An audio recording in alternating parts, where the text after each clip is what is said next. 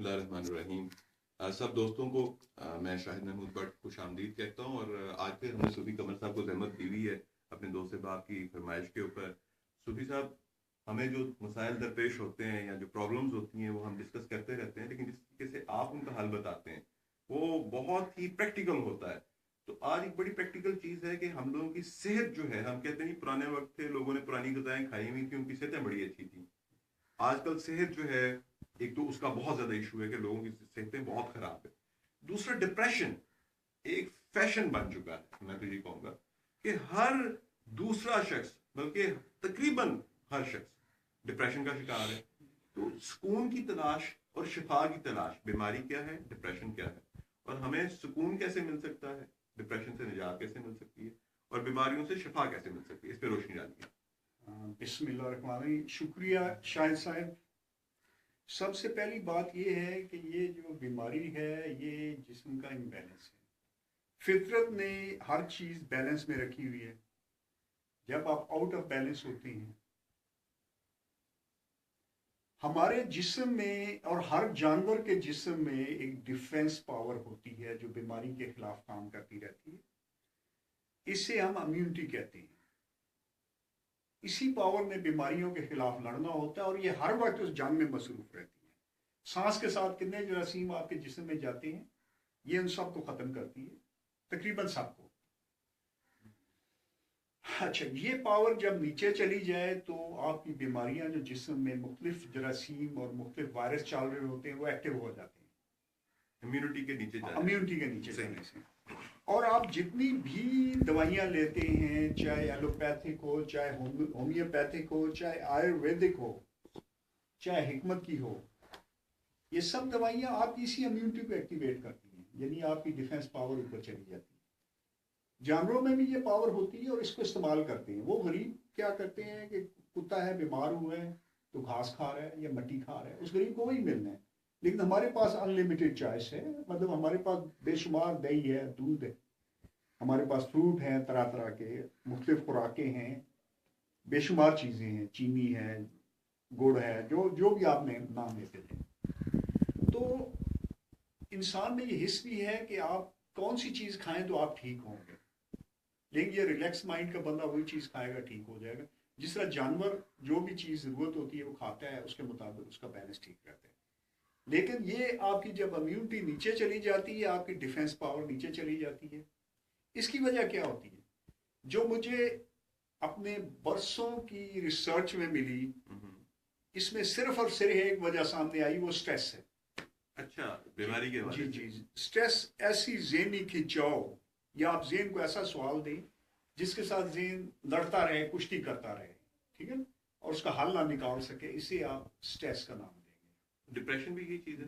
Depression پھر عادت بن جاتی ہے سٹریس. اچھا، سٹریس کی جو عادت ہے وہ جی، وہ ڈپریشن کہلاتی ہے کہ آپ کو نیگیٹو سوچنے کی عادت ذہن میں گھماتے چلے جائیں گے. آدھے سے زیادہ ٹائم جو بھی عادت آپ گھماتے ہیں ذہن اس کو آٹومیٹک ہو جاتا ہے، وہ آپ کی عادت بن جاتی ہے. ڈپریشن ایک عادت ہے اور یہ کوشش سے بنائی جاتی ہے. جو ہمارے لوگ اچھا، یہ تو سب کے لیے بڑی اہم بات ہے. بڑی محنت کر کے اچھا، کوشش کر کے بناتے صحیح ہیں. صحیح. اور اسی طرح اس کو الٹا خوش رہنا بھی ایک عادت ہے، یہ بنائی جا سکتی ہے جو آپ ذہن کو زیادہ سوچیں گے. جو لوگ بھی 30-40 دن ڈپریشن اور نیگیٹو سوچوں کو ذہن میں جگہ نہ دیں، وہ اس عادت سے نکل آتے ہیں. اچھا، ہوتا کیا ہے ڈپریشن سے؟ اب سوچنے والی بات ہے کہ کیوں یہ ہے.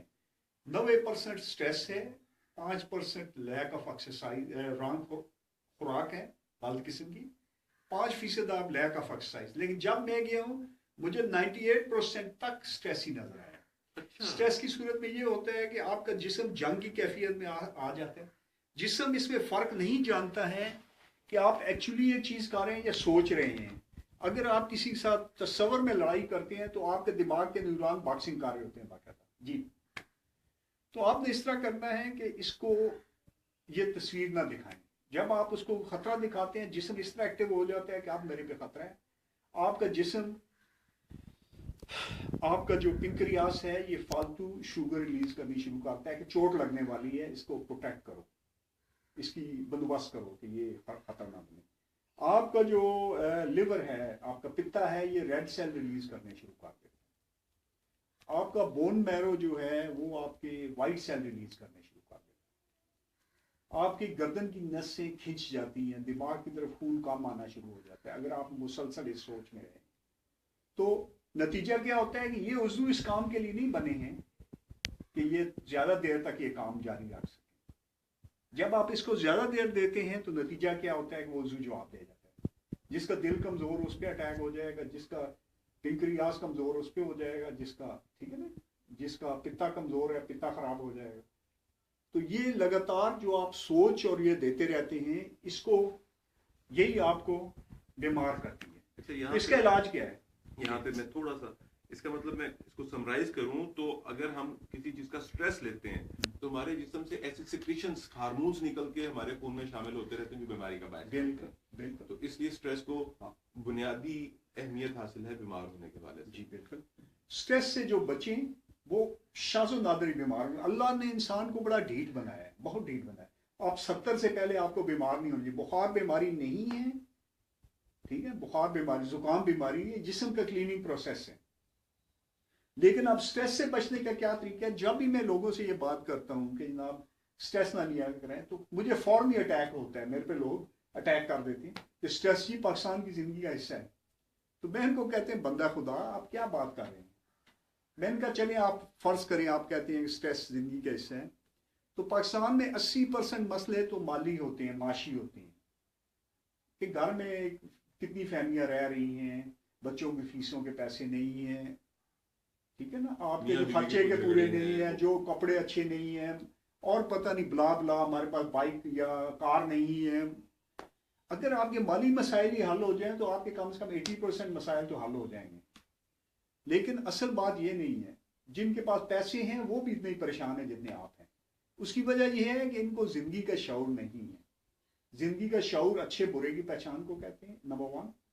نمبر 2, آپ نے کس چیز کو پرائرٹی دینی ہے, نمبر 1, نمبر 2, نمبر 3, اور بیکار چیزوں کو چھوڑ دینا ہے. ہم اچھے برے کی پہچان تو کر ہی لیتے ہیں لیکن ہم اپنی پرائرٹیز ہمیشہ ہی غلط فکس کرتے ہیں. یہ ایک ہو گیا. لیکن میں سٹریس کا جو آسان علاج بتاتا ہوں وہ یہ ہے کہ آپ نے زندگی میں ایک مقصد ڈھونڈنا ہے. ایک زندگی کا مقصد ہے اور دوسرے مثبت سوچ ہے. جہاں پہ یہ دونوں موجود ہو جائیں سٹریس ڈپریشن کا سوال ہی نہیں پیدا ہوتا. کیوں؟ زندگی میں جب مقصد ہوتا ہے تو اس کے بارے میں اس کی اہمیت اتنی زیادہ ہے کہ ایک انتہائی ذہین آدمی یعنی جینیس یا ٹاپ لیول کا جینیس, اس کو بھی آپ اگر کوئی مقصد نہ دے وہ ٹائم ہی ضائع کرے گا اور کچھ بھی نہیں کر پائے گا. یا اس کو 4 مقصد دے دیں, ہی از باؤنڈ ٹو فیل. تو آپ نے ایک واحد مقصد دینا ہے. وہ واحد مقصد کیا ہوگا کہ آج سے 5 سے 7 سال کے بعد میری زندگی کیا ہونی چاہیے, مالی پوزیشن کیا ہو, یہ سب سے پہلے ہے کیونکہ غریب ملک ہے پاکستان.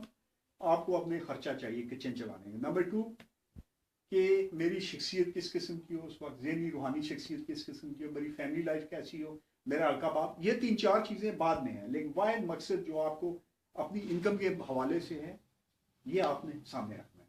تو اس میں آپ مصروف ہو جائیں گے. بیوقوف ترین آدمی, سمپل سا بندہ بھی ایک مقصد کے پیچھے لگا دے کامیاب ہو جاتا ہے.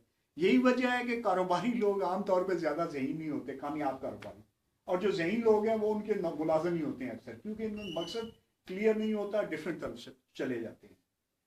تو آپ ایک مقصد واحد لے کے چل پڑیں تو آپ روز روز مقصد کے قریب چلتے جائیں گے اور آپ اس کو پا لیں گے. چاہے جتنا بھی بڑا اس کو ٹکڑوں میں ڈیوائڈ کر لیں. آپ کہتے ہیں کہ آپ کی آمدنی جو ہے مہینے کی 1 کروڑ ہونی چاہیے, یہ بھی ممکن ہے, اسلام روکتا بھی نہیں ہے, صرف زکوٰۃ دینے کو کہتے ہیں. نمبر 2 یہ ہے کہ مثبت سوچ, منفی سوچوں کو جگہ نہیں دینی. اور آپ کو یہ یقین ہو کہ آپ اس گول کو حاصل کر سکتے ہیں تو 95% آپ کر لیں گے. واحد مقصد اور اس پہ کامیابی کا یقین, یہ 2 ہوئے تو 95% آپ کر لیں گے. ٹھیک ہے, تو اس کے بعد آپ گول میں مصروف ہوں گے, آپ کے پاس سٹریس ڈپریشن کا ٹائم نہیں رہے گا. پھر جو بھی مسئلہ آئے اس میں آپ نے دیکھنا ہے کہ آپ زیادہ سے زیادہ یہ آپ کو کہاں تک لے جا سکتے ہیں. اس کا علاج یہ ہے کہ مثلا مجھے کوئی پریشانی آ گئی, میں دیکھ لوں زیادہ سے زیادہ کہاں تک جاؤں گے. امتحان میں فیل ہو رہا ہوں, بھائی فیل ہی ہو جاؤں گا, مجھے گولی تو نہیں مار دے گا. میری مثلا کوئی اور مسئلہ ہو گیا, بیوی سے جھگڑا ہو گیا, ڈائیورس ہو رہی, یار میں مر تو نہیں جاؤں گا. ٹھیک, زیادہ سے زیادہ کہاں تک چلا جاؤں گا, یہاں تک چلا, بدنامی ہوگی تھوڑی سی, میں سروائیو کر جاؤں گا. اور اوپر پاسبلٹیز ہے کہ حالات ٹھیک ہو جائیں, بہتر حالات آ جائیں, تو آپ برے سے برے کے لیے بھی ذہنی طور پہ تیار ہیں, اچھے سے اچھے کے لیے. پھر آپ کے ذہن میں ڈر نہیں رہے گا. ہم 90% اپنے ایسے ڈروں سے ڈرتے رہتے ہیں جو ہم تک نہیں پہنچتے, ہوا میں چلے جائیں, ساری عمر ڈر میں گزارتے ہیں. شکریہ, بہت شکریہ قمر صاحب, اللہ بہت شکریہ.